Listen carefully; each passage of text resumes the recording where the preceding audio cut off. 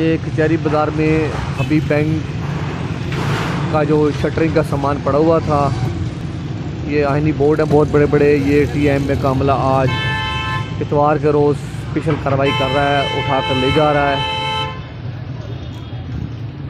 और इस आज इतवार के रोज़ आप देख रहे हैं पूरा अमला बड़ी जाफिशानी के साथ अपनी दिहाड़ी बना रहा है, काम में लगा हुआ है।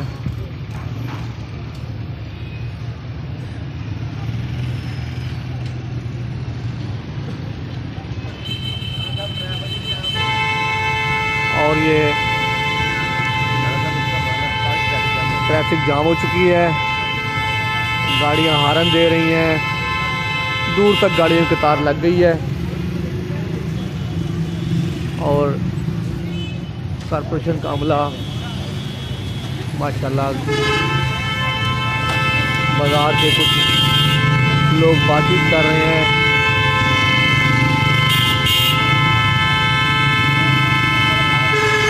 अमला थाने पे लगा हुआ है।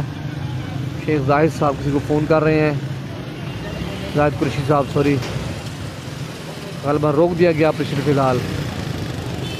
और अब गालिबन वक्फा दिया गया है, शायद कोई कॉल की जा रही है। अब देखते हैं थोड़ी देर बाद इंशाल्लाह देखते हैं।